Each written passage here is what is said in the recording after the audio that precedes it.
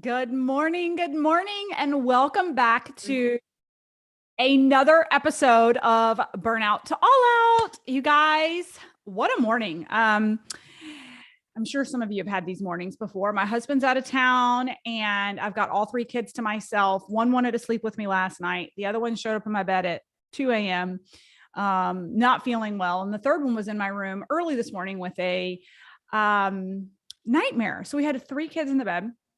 Had a slow start to the morning, and that's all right. It's actually 10:50 and I'm just now getting started on business that should have started at like 8. But you know what I love about being an entrepreneur and being a business for myself is that I own my calendar and I can shift things around and I can accommodate for the chaos and the things that are going on in my family.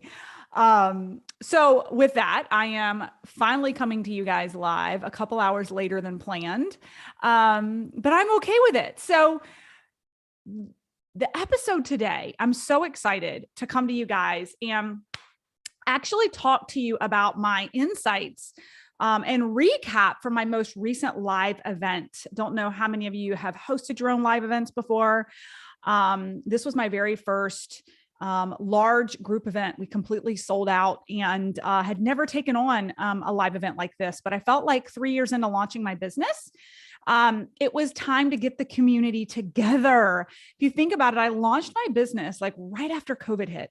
Never had a chance to get anyone together, like hadn't met nearly any of my clients or even team members, scaled a business virtually, including the team.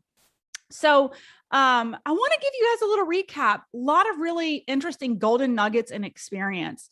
The focus of the event was elevate. That is the key word, elevate. And what does elevate mean to me?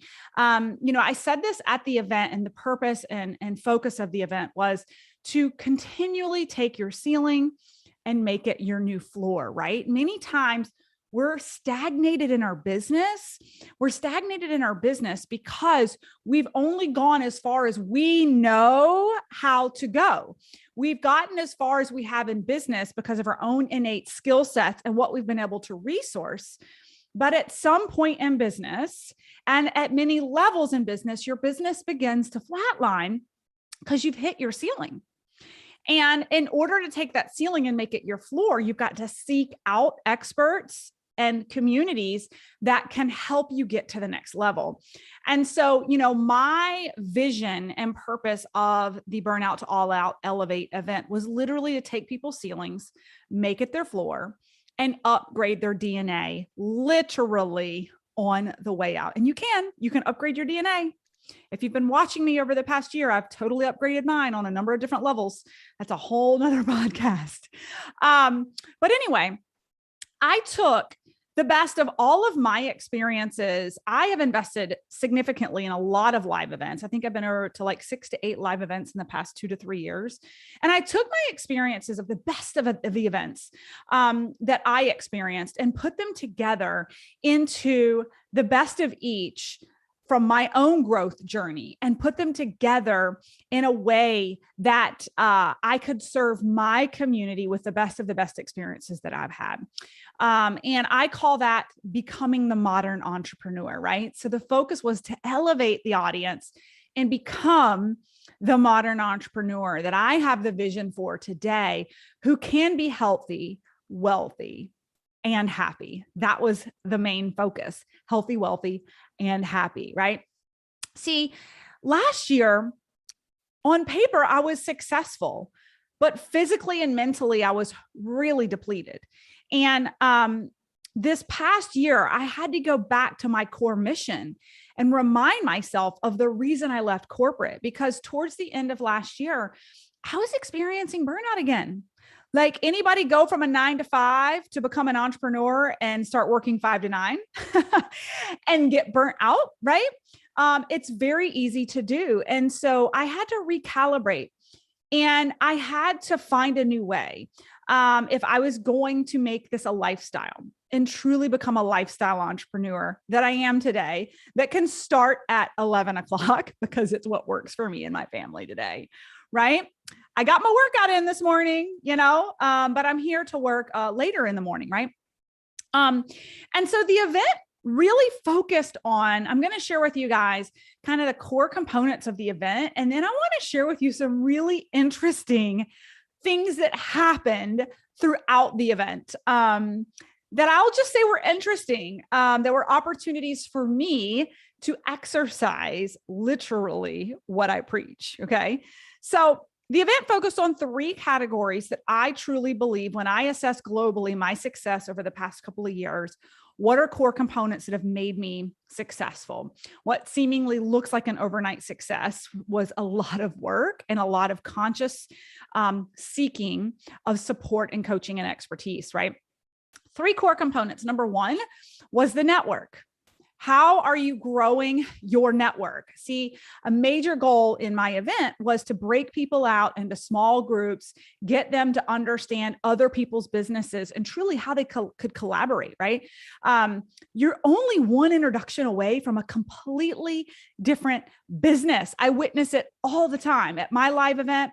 One of my mastermind clients, we were discussing at dinner and I was able to connect her to one of my dear friends who lives out on the West Coast. My mastermind client is in the middle of launching an app and she is a woman of color. And my girlfriend out on the West Coast connected her with a group that funds and gives grants to women of color in tech, right? I can't make this shit up. You can't pick up that kind of networking in a 2-dimensional screen on Zoom, right? These are conversations and energetic exchanges that are happening over cocktails, over dinner, during lunch breaks, right?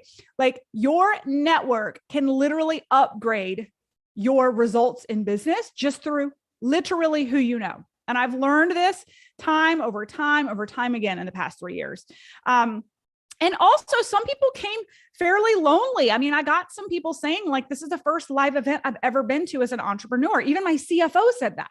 And she serves digital CEOs just like me all over the country, right? And the feedback I got is that being in room with a community who gets you, can support you, right? There's this energetic exchange that gives you this giddy up in your step when you head back home for the back end of the year, right? But also having a community that stretches you, right? To come to an event where you're seeing people on stage who are a couple steps ahead of you, but just a couple steps ahead for you to realize that could be me, that 7-figure, that 8-figure a year earner. Their story is so relatable.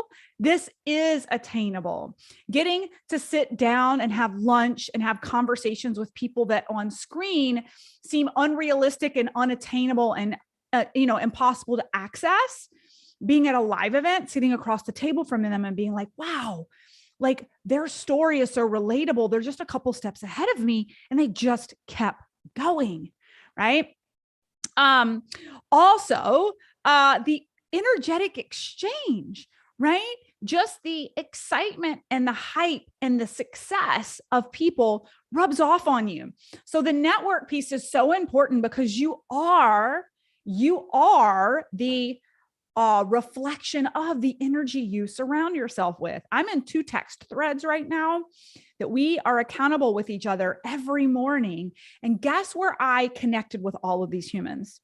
At live events and at masterminds. And we have accountability groups literally across the country that we're checking in with each other every day. That energetic exchange pulls us forward even when we don't feel like it, because we're energetically connected to other humans that are in our same shoes. We're no longer in a silo, right? Okay. So that was pillar number 1 at the event. Number 2 is life. Okay. Before we even get into business, my big focus and half of the event was focused around mind, body, and relationships and joy. And are you infusing joy into your life? I recently did a podcast on this, but we did an exercise at the live event. And I really challenge people to think about, is your calendar being filled with business income producing activities first? And then are you trying to retrofit in your life? Because if that is the case, you've got this all wrong, right? Most entrepreneurs end up burnt out, not because of their businesses, but because they've forgotten to prioritize joy and fun and why they got into business for themselves in the first place. So we really did some assessment of calendars and prioritizing important things next year and planning launches in business around the important things next year, having the foresight so that we're not trying to squeeze it in, but also got really in tune energetically and created some quiet space for our audience to seek answers from within, to tap into creativity from within, gave them a sacred space with an incredible facilitators to help them work through and manifest their ideas, to calm their nervous systems. We laughed, we belly laughed. There was joy, there was dancing, right? There was fun. It was all about celebrating life because we are at the forefront of all of this. We're humans who are here to take pleasure in life, right?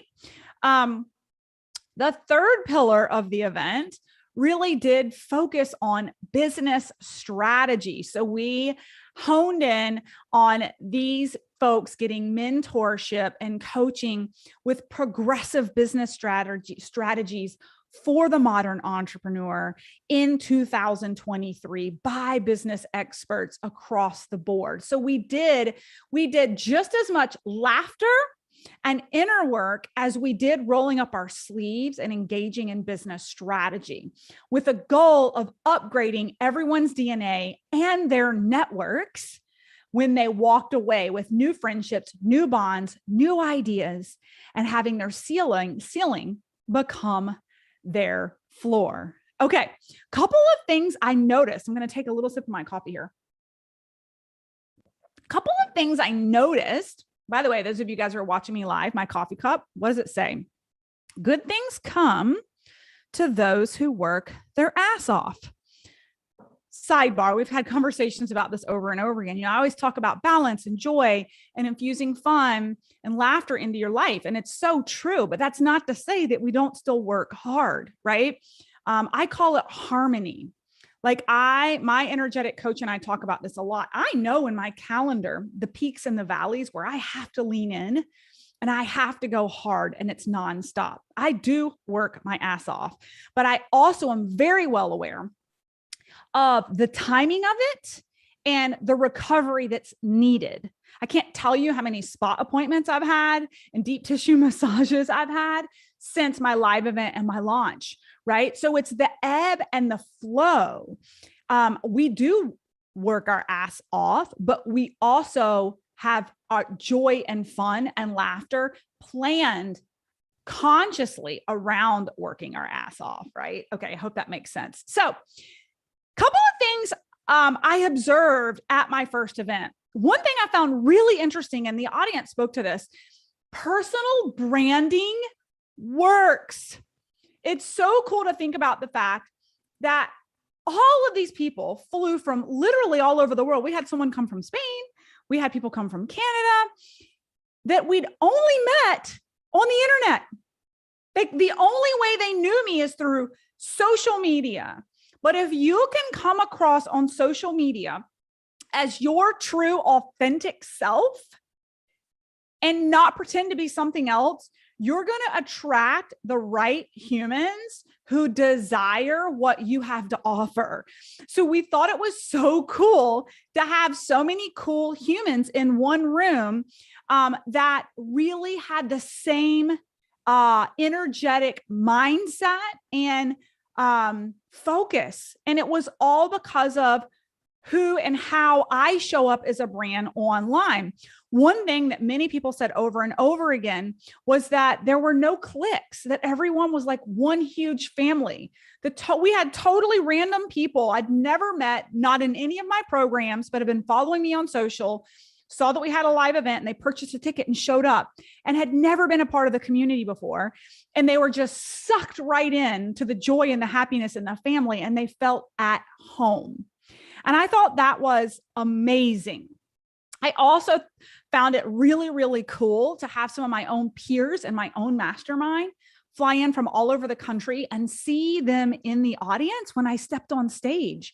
It's my very first live event that was mine, that I've owned. I've spoken on stage many times, but never have I had this many people fly into one spot just to listen to what I've put together. And it was, I was stressed out, right?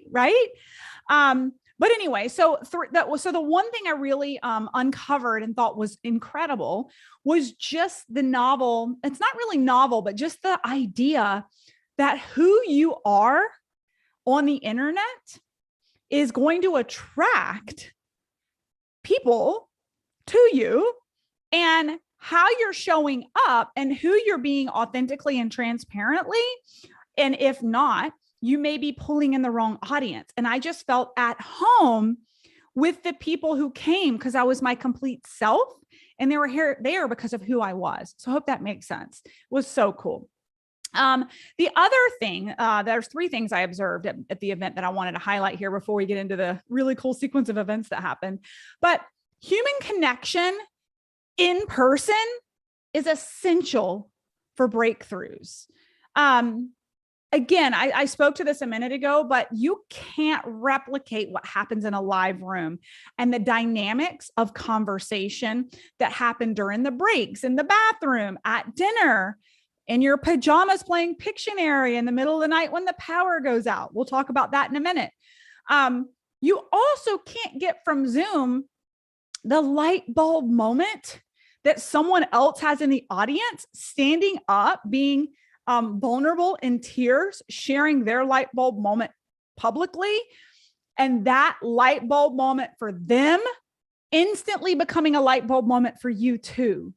And this is where DNA gets upgraded immediately because of group upgrades, quantum leaps, and insights and growth, right? I can't replicate that on a Zoom. The physical hugs and the dancing and the energetic uplift that some got. So for instance, we've got a client inside of our academy, and she would tell you, like, she comes to the calls and she's always just a little bit somber, doesn't really have a smile on her face.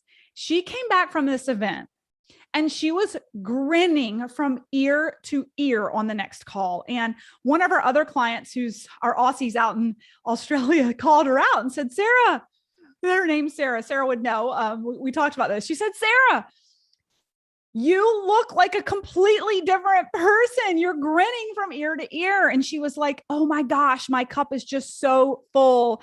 I've never been in a room with other people who got me. I've just been in a silo at home, and I made so many new friends. And it's like literally the battery recharge or upgrade that she needed to put wind in her sails for the rest of the year. Right?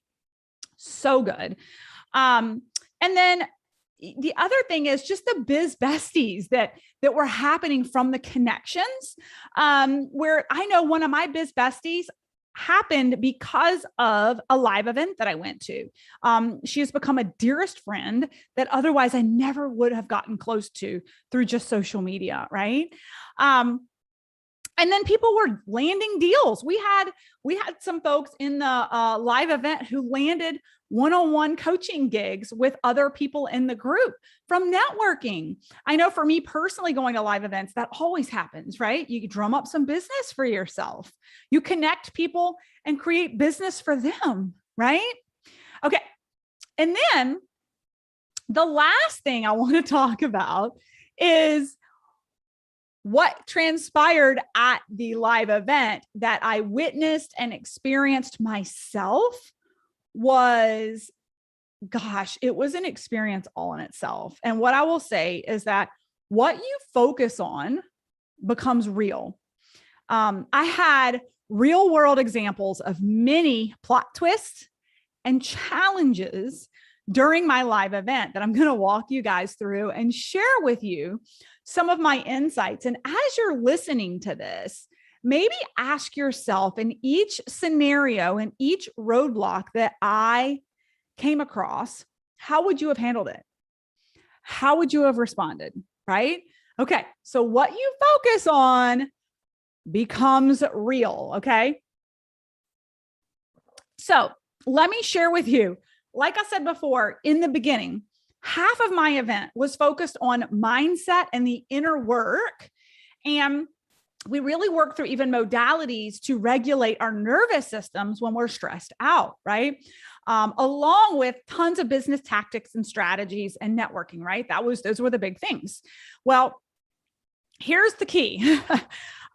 Shit hit the fan multiple times for me as I was leading up to the event and during the event. And I'm going to walk you guys through this. Okay. So how many of you guys have an executive assistant? By the way, if you're watching this live, I would love for you to just let me know, give me some emojis, give me a little thumbs up. If you're over on YouTube, I don't know what you do on YouTube. Maybe you hit like, I don't know, the little thumbs up. But the day before, we were all supposed to move into the hotel room for the week. My executive assistant tested positive for COVID and she couldn't come. Okay. How many of you guys have an executive assistant? They are like your lifeline, right? She had everything for the event that we needed, like the goodie bags, all the paperwork, like all the stuff was at her house and she was sick. And my husband was out of town. I've got 3 kids in tow and supposed to be checking into the hotel room the next day. So what did I do? Okay. You always have a choice in how you respond. You always have a choice in how you respond. I could have freaked out and said, oh my gosh, this is the end of the world. This event's going to be horrible. My executive assistant's not going to be here. But here's the thing. It never crossed my mind. I had this myopic view of I have over 70 people flying in from all over the country, and it is my responsibility to make sure this event is epic for them. So it was out without question.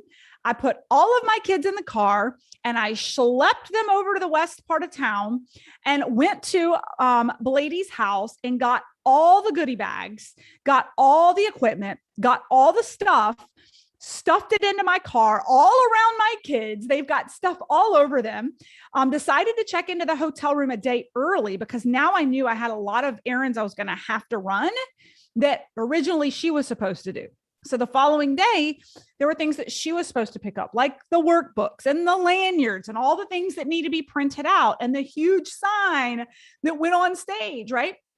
So I problem solved. Instead of freaking out, I just thought, I'm just going to unpack half this stuff today, pay for the room for an extra night, run around tomorrow before the rest of the team gets here and get everything else. It was never in question. And the most beautiful thing happened. We got to the hotel with all the stuff. My kids get to experience mom working, like doing the damn thing, right? They helped me carry everything in. And one of our VIP clients had already arrived. And it was the most beautiful thing for my kids to get to meet her, hug her, and they got to help her bring her luggage to her hotel room. It was such a blessing in disguise that my kids got to see where the event was going to be, got to meet some clients, got to help carry a lot of my stuff in, right?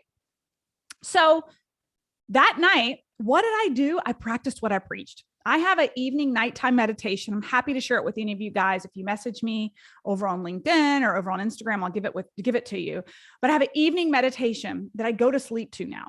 That is a manifestation meditation that puts me to sleep, envisioning the results I desire. So even though my executive assistant was already sick, I knew she wasn't going to be there. I went to bed replaying the amazingness of what was about to happen, the breakthroughs that were about to happen, the joy, the fun, the connections of all the people I love in business together at the same time. And I did that on Wednesday night. Woke up on Thursday, packed up all of our stuff. Oh, that was Tuesday night. Packed up all of my stuff, headed to the hotel room on Wednesday. And before I could even get all my stuff unpacked to go start running errands to pick everything else up for the event, my husband gives me a call.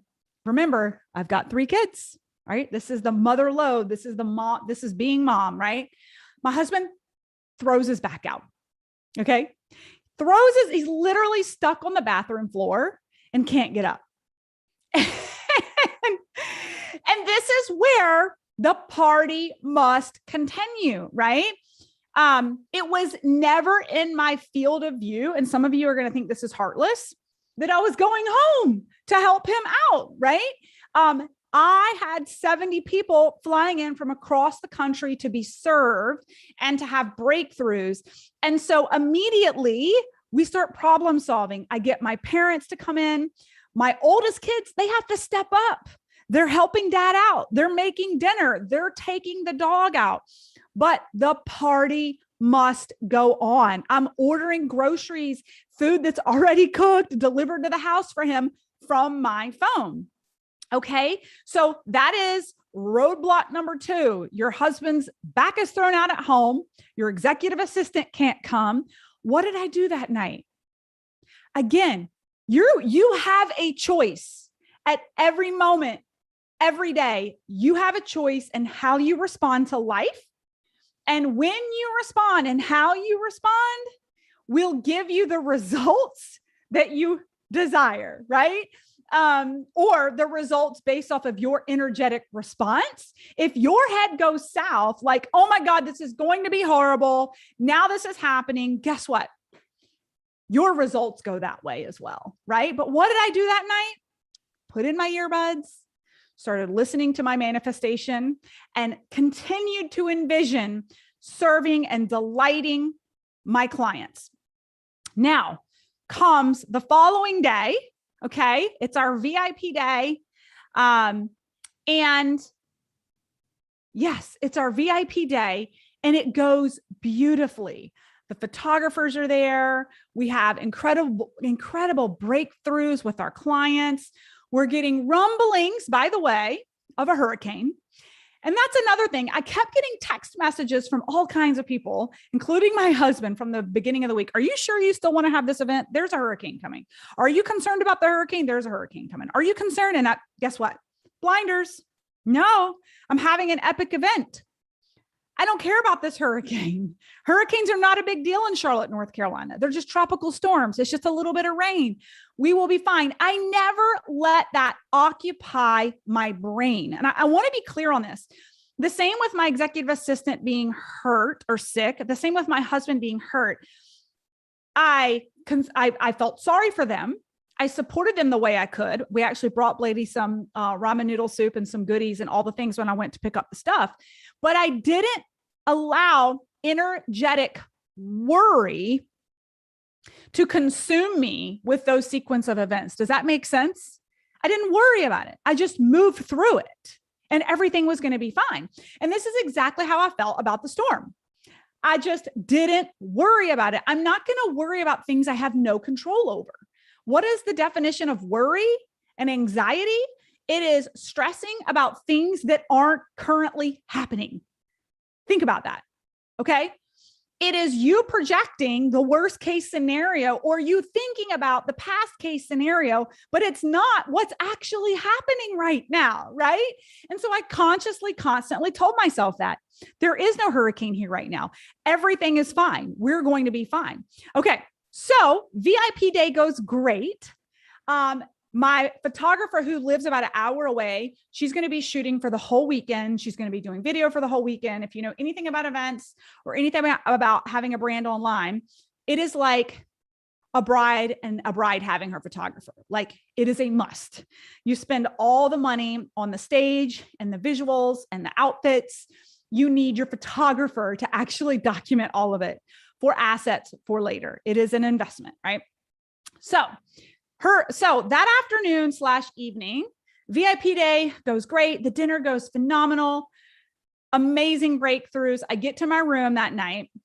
The big day is supposed to be the next day. General session, first day.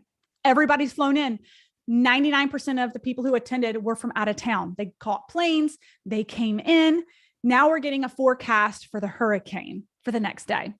And my photographer tells me, Melissa, I hate to do this.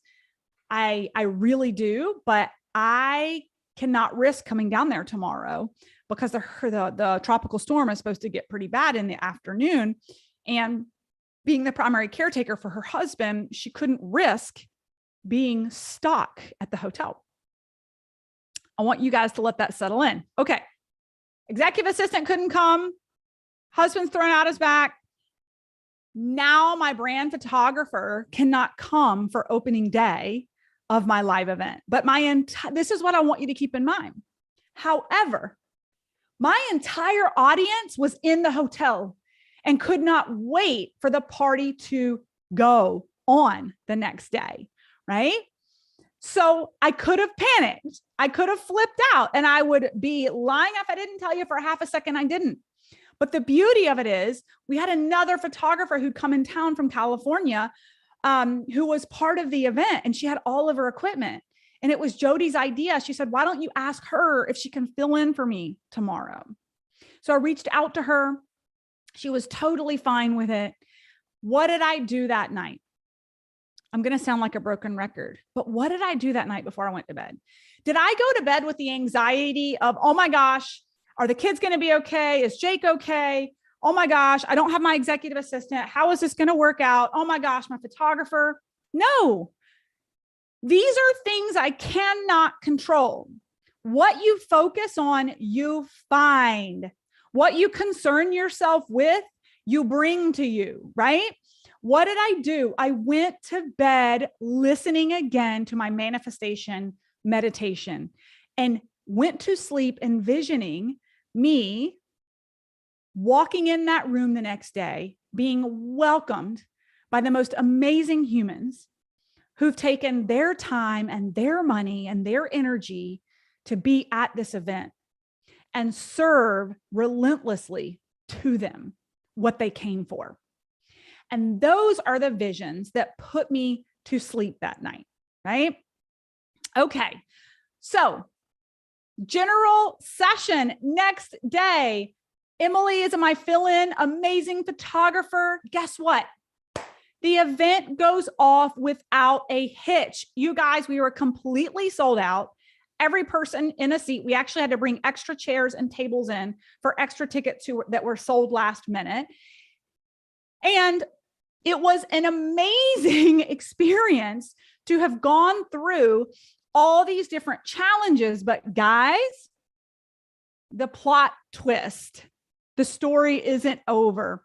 Day one goes amazingly. We have a wonderful general session, wonderful speakers, wonderful breakouts. We go to dinner that night for our VIP or our speakers event.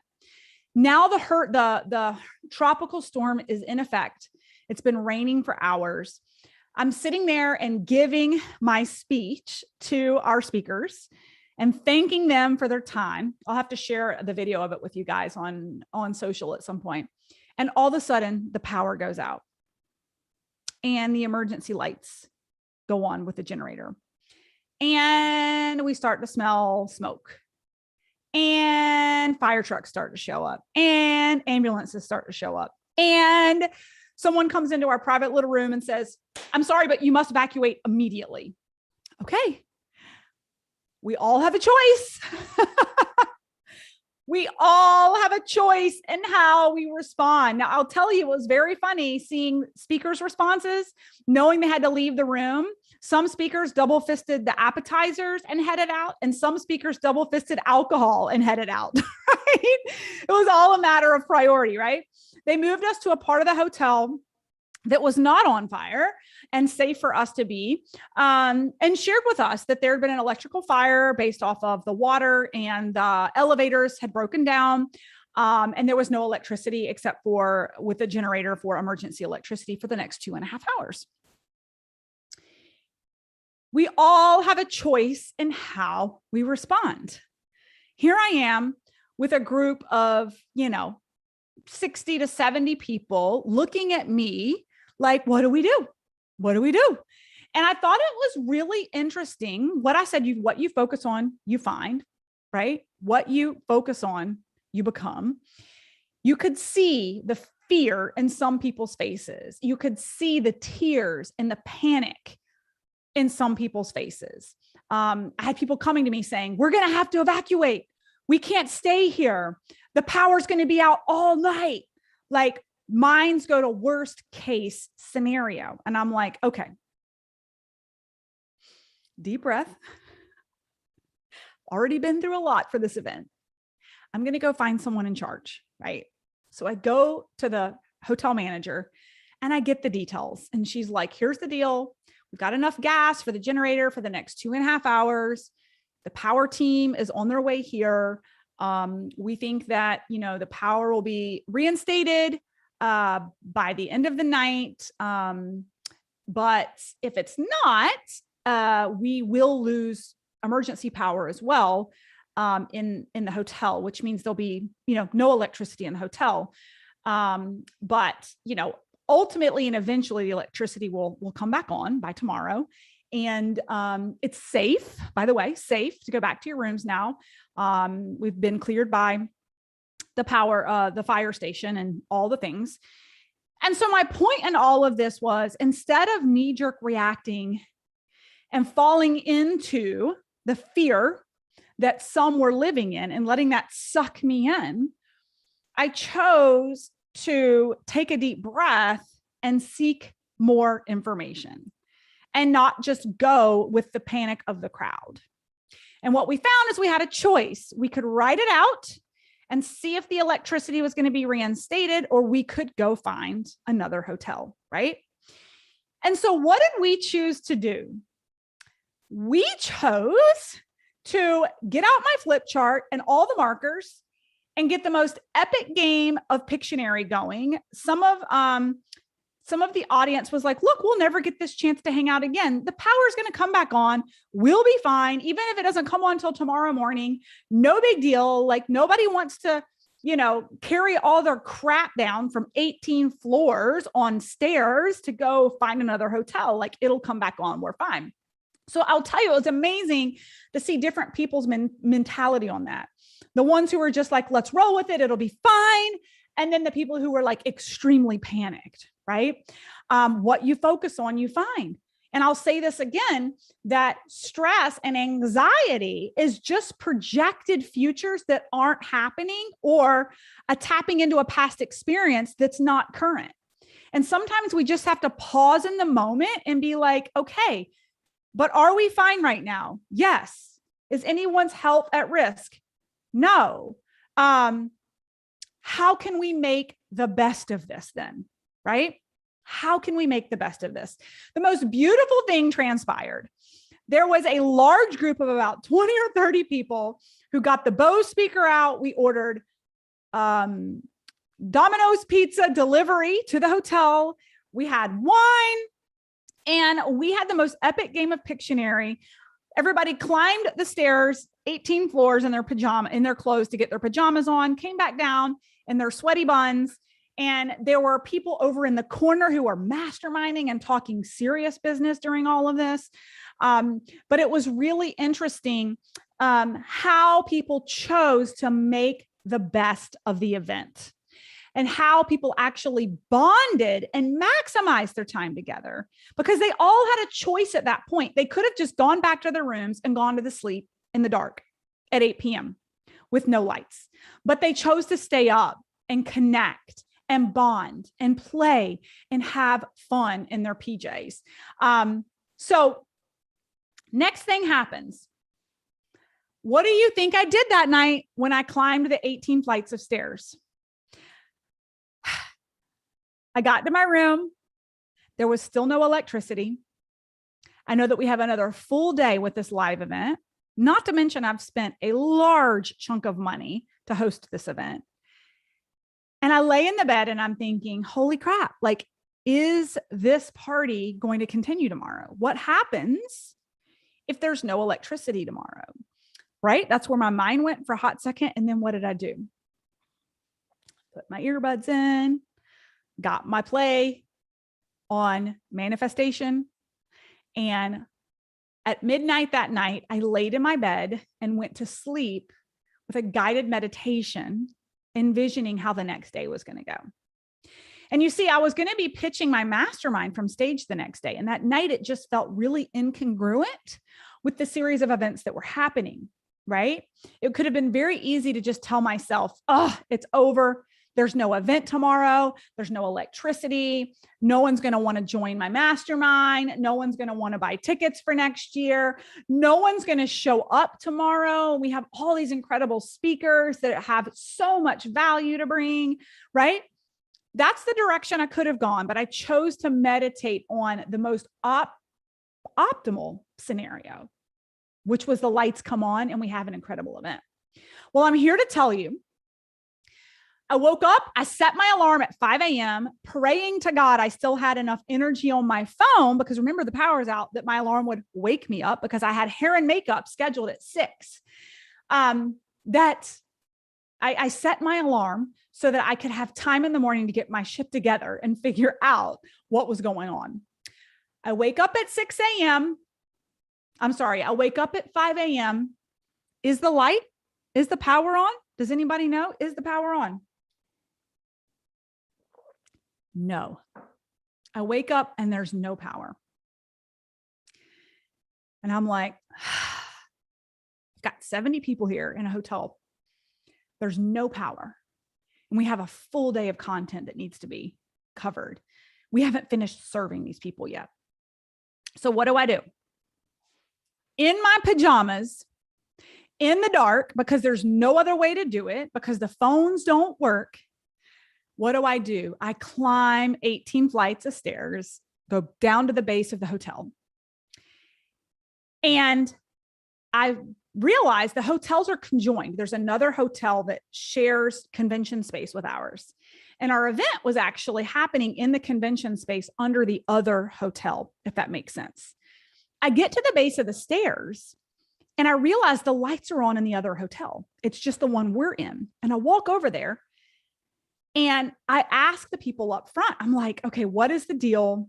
Like with this event, like we don't have any electricity. And they said, oh, ma'am, your event downstairs where you're hosting we've got full blown electricity. Your event's still going to go on. And your attendees, we're going to give them all a full spread free breakfast this morning here downstairs in the other hotel. And the party must go on. And you guys, I'm here to tell you that it was the most epic event, the epic day. We pushed the start time back an hour, because keep in mind, all these people had to get ready in the dark. There was no electricity. And our entire community, every single person, I'll tell you, there were a couple of people who left that night and stayed with friends locally that they knew, even though they'd flown into town because there was no power. Every single human came back. Everybody showed up to that room and gave it their all in that event. Showered in the dark or not, it was the most epic second day where people had actually bonded over the chaos the night before in a way that I never could replicate again. The way people were supporting each other, guiding each other down the stairwells in the dark, the way there were certain people who were very confident and comfortable with the situation, who were consoling other people who were concerned.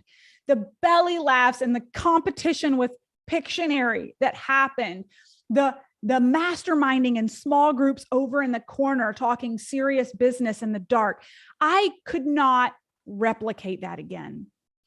And the point in all of this is that there was so many pivotal moments from the moment my executive assistant said that she was sick and the moment my husband questioned the hurricane, and every little nitpick and barrier along the way that could have completely derailed my energy and my focus on serving and making sure this was an epic event. And we closed out an incredible event where the party went on through the evening. We had a dance party. And by the end of that Saturday night, we're all glammed up at a dance party. By the way, we completely sold out our VIP tickets for our next live event. We sold half our seats to our mastermind during the day. And it was at the end of that final night, I cannot explain to you how I felt like I was in a completely different world. Like I couldn't believe the series of events that I had endured and worked through over those periods of days, and the roadblocks and the barriers and the challenges that we overcame, with an assistant or not, with a photographer or not, rain or shine, fire or not, power or not. Nothing could bring down the energy of this group.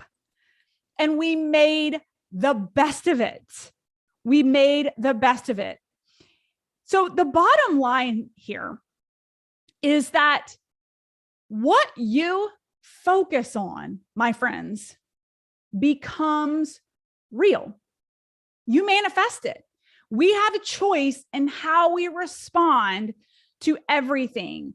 And if there's ever been a case study for me to be challenged in what I preach, it's this podcast episode and that series of events that I went through as a leader, hosting my very first event and having to keep it together for my team, for the audience, for my family, right?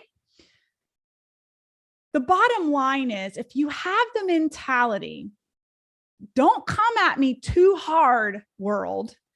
Don't come at me too hard. But whatever comes my way, I'm prepared to roll with it. I have the skills to navigate it, and I'm going to make the best of it. So I hope you guys enjoyed this episode, and I hope you enjoyed my recap of the most fun, chaotic, and unpredictable live event I'll never be able to replicate again.